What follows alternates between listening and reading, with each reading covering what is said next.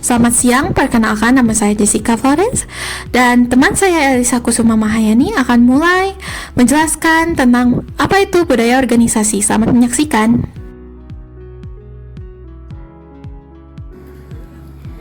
Definisi budaya organisasi. Budaya organisasi adalah suatu karakteristik yang ada di suatu kelompok dan digunakan sebagai tuntunan mereka dalam berperilaku serta membedakannya dengan kelompok lain. Artinya, budaya organisasi merupakan suatu norma dan nilai-nilai perilaku yang harus dipahami dan dipatuhi oleh kelompok orang yang menganutnya. Budaya organisasi mempengaruhi semua aspek bisnis Anda, mulai dari ketepatan waktu dan nada hingga persyaratan kontrak dan tunjangan karyawan. Ketika budaya tempat kerja selaras dengan karyawan Anda, mereka cenderung merasa lebih nyaman, didukung dan dihargai.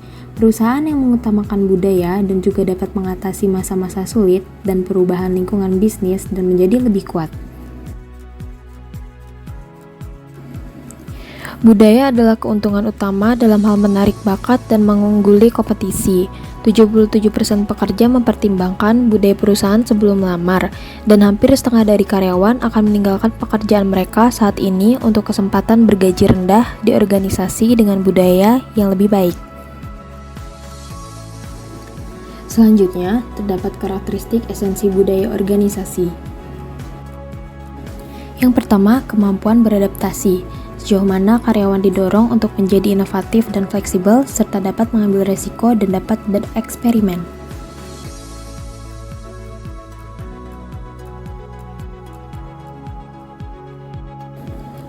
Yang kedua, orientasi detail. Sejauh mana karyawan diharapkan untuk menunjukkan presisi, analisis, dan perhatian.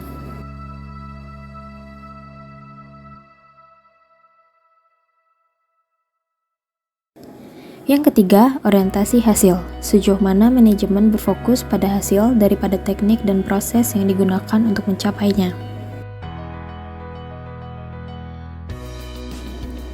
Yang keempat, orientasi orang atau pelanggan. Sejauh mana keputusan manajemen mempertimbangkan efek hasil pada orang-orang di dalam dan di luar organisasi. Yang kelima, kolaborasi atau orientasi tim. Sejauh mana kegiatan kerja terorganisir di sekitar tim daripada individu. Keenam, integritas. Sejauh mana orang atau karyawan menunjukkan integritas dan etika yang tinggi dalam pekerjaan mereka. Masing-masing dari karakteristik ini ada dalam rangkaian dari yang rendah ke yang tinggi. Menilai organisasi berdasarkan kekuatan masing-masing memberikan dasar untuk pemahaman bersama yang dimiliki anggota tentang organisasi. Apa saja yang dilakukan di dalamnya, dan cara yang seharusnya berperilaku dalam berorganisasi. Selanjutnya terdapat kerangka umum budaya lainnya yang mengelompokkan organisasi ke dalam salah satu dari 4 jenis, masing-masing dengan asumsi, keyakinan, nilai, simbol, material, dan bahkan sendiri.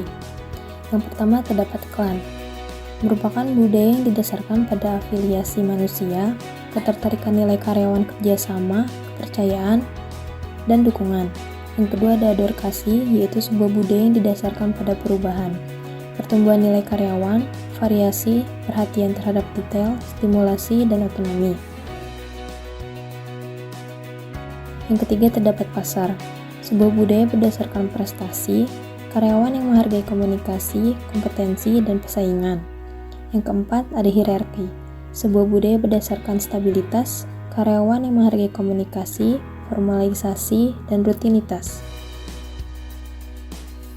Selanjutnya yaitu perbedaan antar budaya-budaya ini tercermin dalam fokus internal, eksternal, serta fleksibilitas dan stabilitasnya. Misalnya seperti klan yang berfokus secara internal dan fleksibel. Yang kedua ada adorkasi yang berfokus secara eksternal dan fleksibel. Yang ketiga ada pasar yang berfokus secara eksternal dan stabil. Dan yang keempat ada hierarki yang berfokus secara internal, terfokus, dan stabil. Budaya organisasi menunjukkan bagaimana mereka dapat mempengaruhi hasil organisasi. Banyak hasil dari budaya organisasi ini sangat dipengaruhi oleh kepemimpinan dan struktur organisasi yang ada. Budaya menambahkan lebih banyak gambaran daripada kepemimpinan atau struktur.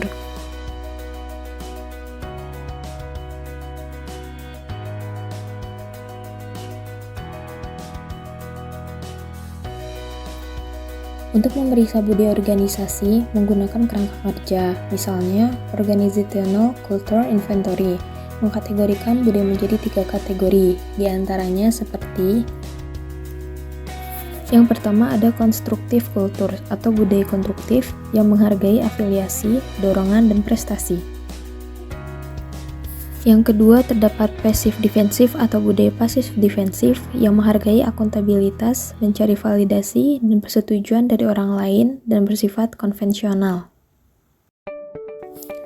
Dan yang ketiga terdapat agresif defensif atau budaya agresif defensif yang kompetitif, perfeksionis, dan berorientasi pada kekuasaan. Selain itu, kerangka kerja lainnya yang banyak digunakan adalah Organizational Culture Profile atau OCP. OCP mengacu pada metode survei baru di mana karyawan menyortir seperangkat nilai berdasarkan seberapa dekat mereka mewakili organisasi mereka. OCP menyarankan budaya organisasi dapat dijelaskan oleh 8 dimensi, yaitu diantaranya yang pertama ada inovasi, perhatian terhadap detail, ketegasan, orientasi tim, orientasi hasil, agresivitas, dukungan, serta penghargaan dan penekanan. Apakah organisasi memiliki budaya yang seragam? Budaya organisasi merupakan persepsi yang dimiliki oleh para anggota organisasi.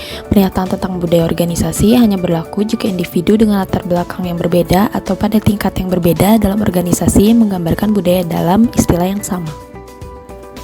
Selanjutnya, terdapat kekuatan dan kelemahan budaya organisasi.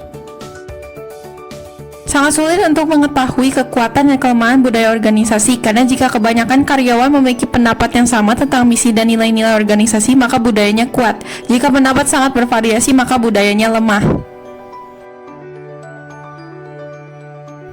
Dalam budaya yang kuat, nilai-nilai inti organisasi sama-sama dipegang teguh dan dibagikan secara luas. Semakin banyak anggota yang menerima nilai-nilai inti dan semakin besar komitmen mereka, maka semakin kuat budaya dan semakin besar pengaruhnya pada perilaku anggota. Budaya yang kuat harus lebih langsung mempengaruhi hasil organisasi, karena itu menunjukkan kesepakatan yang tinggi tentang apa yang organisasi itu wakili. Kebulatan tujuan seperti itu membangun kekompakan, kesetiaan, makna, dan komitmen organisasi.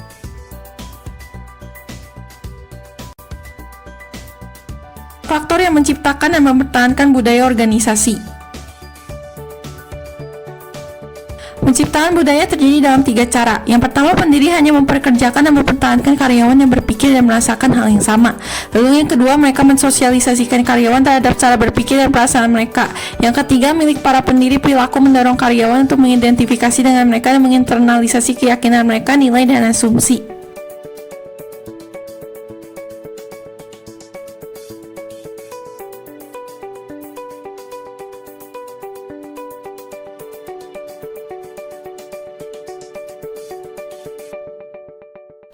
Budaya asli berasal dari filosofi pendiri dan sangat mempengaruhi kriteria perekrutan saat perusahaan tumbuh. Keberhasilan sosialisasi tergantung pada kesengajaan untuk mencocokkan nilai-nilai karyawan baru dengan nilai-nilai organisasi dalam proses seleksi, dan komitmen manajemen puncak untuk program sosialisasi. Tindakan manajer puncak menandakan apa yang dihargai, termasuk apa perilaku yang dapat diterima dan apa yang tidak, sehingga secara langsung mempengaruhi proses sosialisasi dan budaya. Budaya kemudian menjadi terkait dan mengakar dalam struktur dan sistem organisasi dan diabadikan oleh kepemimpinan. Menjaga budaya agar tetap hidup. 3 kekuatan memainkan bagian yang sangat penting dalam mempertahankan budaya, yaitu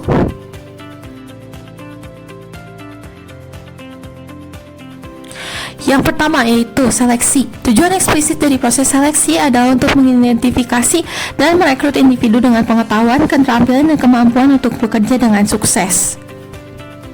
Lalu yang kedua, top management. Tindakan manajemen puncak memiliki dampak besar pada budaya organisasi melalui kata-kata dan perilaku. Eksekutif senior menetapkan norma yang menyaring organisasi tentang misalnya apakah risiko pengambilan yang diinginkan, berapa banyak kebebasan yang diberikan manajer kepada karyawan, seragam karyawan harus mengenakan apa, dan perilaku apa yang diinginkan dan dihargai. Lalu yang ketiga, sosialisasi. Tidak peduli seberapa baik pekerjaan yang dilakukan organisasi dalam rekrut dan seleksi, karyawan baru membutuhkan bantuan untuk beradaptasi dengan budaya yang berlaku. Bantuan ini datang dalam bentuk praktik sosialisasi. Sosialisasi dapat membantu meringankan masalah banyak karyawan melaporkan ketika pekerjaan baru mereka berbeda dari yang mereka harapkan. Kita dapat menganggap sosialisasi sebagai suatu proses dengan 3 tahap: prakedatangan, perjumpaan, dan metamorfosis.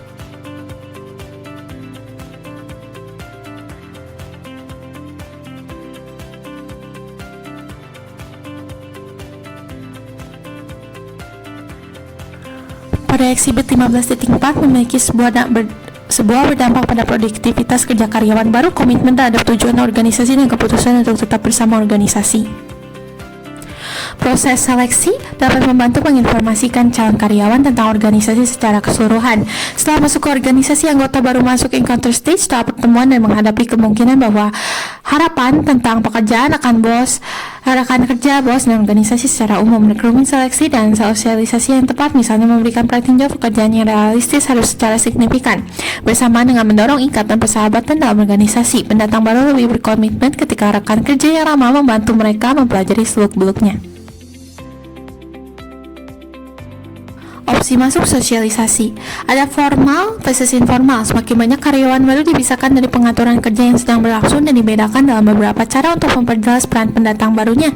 Sosialisasi bersifat formal. Contohnya seperti orientasi khusus dan program pelatihan. Tidak resmi, sosialisasi menempatkan karyawan baru langsung ke pekerjaan dengan sedikit atau tanpa perhatian khusus. Individual versus kolektif. Anggota baru dapat disosialisasikan secara individu. Ini menggambarkan bagaimana itu dilakukan di banyak kantor profesional. Mereka juga dapat dikelompokkan bersama dan diproses melalui serangkaian pengalaman yang identik seperti di camp latihan militer. Fixed versus variable. Ini mengacu pada jadwal waktu di mana pendatang baru melakukan transisi dari orang luar ke orang dalam. Jadwal tetap menetapkan tahapan transisi standar dan mencirikan program pelatihan rotasi. Ini juga termasuk masa percobaan seperti status, rekaman 8 hingga 10 tahun digunakan oleh firma akuntansi dan hukum sebelum memutuskan apakah calon tersebut dijadikan pasangan atau tidak. Jadwal variabel tidak memberikan pemberitahuan terlebih dahulu jadwal transisi mereka. Jadwal variabel menggambarkan sistem promosi yang khas di mana seseorang tidak maju ke tahap berikutnya sampai dia siap. Lalu yang keempat, serial versus random. Sosialisasi serial ditandai dengan penggunaan role model yang melatih dan mendorong pendatang baru. Program pemagangan dan pendampingan adalah contohnya. Di sosialisasi acak panutan sengaja dirahasiakan. Karyawan baru dibiarkan sendiri-sendiri untuk mencari tahu mengenai perusahaan. Lalu, pentahbisan versus divestasi.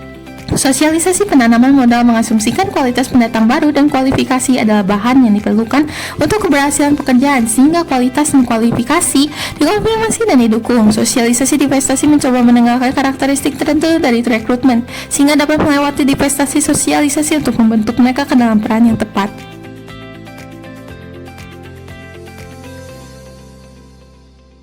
Budaya mendefinisikan aturan permainan. Yang pertama, budaya memiliki peran yang menentukan batas seperti menciptakan perbedaan antar organisasi. Yang kedua, menyampaikan rasa identitas bagi anggota organisasi. Yang ketiga, budaya memfasilitasi komitmen untuk sesuatu yang lebih besar dari kepentingan pribadi dan individu. Lalu yang keempat, meningkatkan stabilitas dari sistem sosial di mana budaya adalah perangkat sosial yang membantu mempertahankan organisasi bersama-sama dengan memberikan standar tentang apa yang harus dikatakan dan dilakukan oleh karyawan. Yang kelima, mekanisme yang masuk di akal dan kontrol yang memandu dan membentuk sikap dan perilaku karyawan. Budaya yang kuat memastikan bahwa karyawan akan bertindak relatif seragam dan dapat ditebak alurnya. Ketika otoritas formal dan sistem kontrol dikurangi melalui strategi desentralisasi, maka makna budaya organisasi yang sudah dianut bersama-sama dapat dikedepankan bersama-sama dalam arah yang sama. Desentralisasi juga menjunjung peran iklim dalam menghubungkan budaya organisasi terhadap hasil organisasi dan karyawan.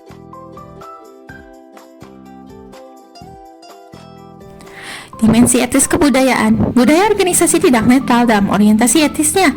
Bahkan ketika mereka tidak secara terbuka mengejar tujuan etis, budaya etis berkembang dari waktu ke waktu sebagai konsep bersama tentang perilaku benar dan salah di tempat kerja. Etis budaya mencerminkan nilai-nilai sebenarnya dari organisasi dan membentuk keputusan etis pembuatan anggotanya. Mempengaruhi budaya organisasi. Budaya suatu organisasi diterapkan oleh para pendirinya dan seringkali sulit untuk diubah sesudahnya. Skenario yang ideal adalah pendiri yang kuat merencanakan budaya organisasi dengan cermat sebelumnya. Namun itu jarang terjadi. Budaya organisasi biasanya tumbuh secara natural dari waktu ke waktu. Mengembangkan budaya etis. Terlepas dari perbedaan lintas industri dan budaya organisasi etis terbagi beberapa nilai dan proses yang sama. Oleh karena itu, manajer dapat menciptakan budaya yang lebih etis dan iklim yang lebih etis dengan berpegang pada prinsip-prinsip berikut. Menjadi panutan yang terlihat, karyawan akan memperhatikan tindakan manajemen puncak sebagai tolak ukur perilaku yang pantas. Namun semua orang bisa menjadi panutan untuk secara positif mempengaruhi suasana etis. Kirim pesan positif. Komunikasikan ekspektasi etis. Setiap kali melayani dalam kepemimpinan kapasitas, meminimalkan ambiguitas etis dengan berbagi kode etik itu menyatakan nilai-nilai utama organisasi dan aturan penilaian yang harus diikuti karyawan. Memberikan pelatihan etika, siapkan seminar, loka karya, dan program pelatihan untuk memperkuat standar perilaku organisasi, memperjelas apa praktik diperbolehkan dan mengatasi potensi dilema etika. Dan yang keempat, secara nyata menghargai tindakan etis dan menghukum yang tidak etis, mengevaluasi bawahan tentang bagaimana keputusan mereka dibandingkan dengan kode etik organisasi, hingga secara serta tujuan. Memberi penghargaan secara nyata kepada mereka yang bertindak secara etis dan secara mencolok menghukum mereka yang tidak melakukannya. Dan yang kelima, menyediakan mekanisme perlindungan. Cari mekanisme formal agar semua orang bisa mendiskusikan dilema etis dan melaporkan perilaku tidak etis tanpa rasa takut teguran. Ini mungkin termasuk mengidentifikasi konselor etis, ombudsman, atau petugas etis untuk peran penghubung.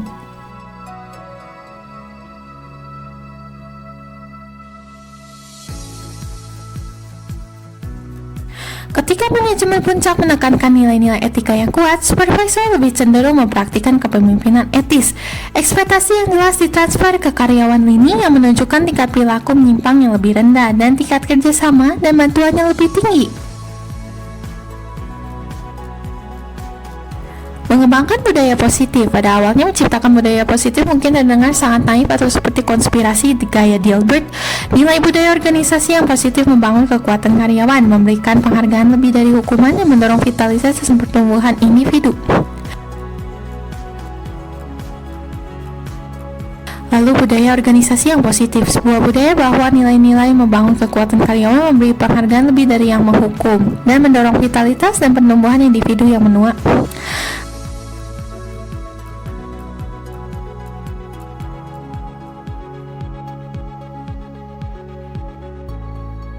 Membangun kekuatan karyawan.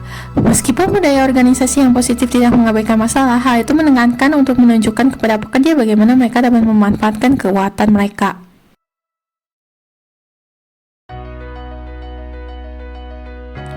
Budaya dalam konteks global. Budaya organisasi seringkali mencerminkan budaya nasional. Perbedaan budaya organisasi tidak selalu disebabkan perbedaan budaya internasional. Pengelolaan perilaku etis adalah salah satu bidang di mana budaya nasional dapat bergesekan dengan budaya perusahaan. Menciptakan budaya organisasi multinasional dapat memulai perselisihan antar karyawan dari negara-negara pesaing tradisional. Ketika organisasi nasional berusaha untuk memperkerjakan pekerja dalam operasi di luar negeri, manajemen harus memutuskan apakah akan membakukan banyak aspek budaya organisasi. Misalnya, haruskah organisasi menawarkan rencana kesehatan dan inisiatif keseimbangan kehidupan kerja dari negara asal ke kantor satelit? Atau haruskah mereka menyesuaikan rencana dengan norma masing-masing masyarakat? Bisa juga bermasalah. Lalu ringkasannya, dapat kita simpulkan bahwa budaya organisasi itu memiliki dampak yang besar terhadap perilaku dalam organisasi. Meskipun esensi dari sebuah organisasi sering sekali sulit untuk digambarkan, kita bisa melihat ke dalam dunia kehidupan berorganisasi itu seperti apa. Beberapa budaya organisasi telah menunjukkan nilai-nilai dan keyakinan yang dapat memiliki efek substansial pada hasil organisasi, dan nilai-nilai organisasi yang berbeda tentunya akan mempengaruhi hasil yang berbeda. Budaya juga dapat melintasi organisasi karena karyawan yang masing-masing memiliki persepsi atas budaya organisasi. Ada yang sangat menyetujui budaya organisasi mereka, dan ada lagi yang kurang menyetujui budaya organisasi mereka. Perbedaan inilah yang mengarahkan pada penciptaan subkultur yang memiliki implikasi tentang mengapa orang-orang melakukan hal-hal yang berbeda di berbagai cabang, departemen, atau tim. Budaya melayani beberapa fungsi untuk organisasi, menentukan batas-batas, menyampaikan rasa identitas, memfasilitasi komitmen untuk sesuatu yang lebih besar dari diri sendiri, dan meningkatkan stabilitas sistem organisasi. Lalu, untuk meningkatkan nilai sebagai aset, manajemen dan karyawan sama-sama dapat berusaha untuk menumbuhkan budaya dan iklim yang positif, etis, dan spiritual yang dapat membantu membuat organisasi mereka menjadi menegaskan kembali dan tempat yang positif untuk bekerja. Sekian dari video kami. Terima kasih atas perhatiannya dan mohon maaf jika kita ada kesalahan dalam berkata-kata. Terima kasih atas perhatiannya. Sekian penjelasan video dari kami. Mohon maaf jika ada salah kata-kata dari kami. Terima kasih. Terima kasih.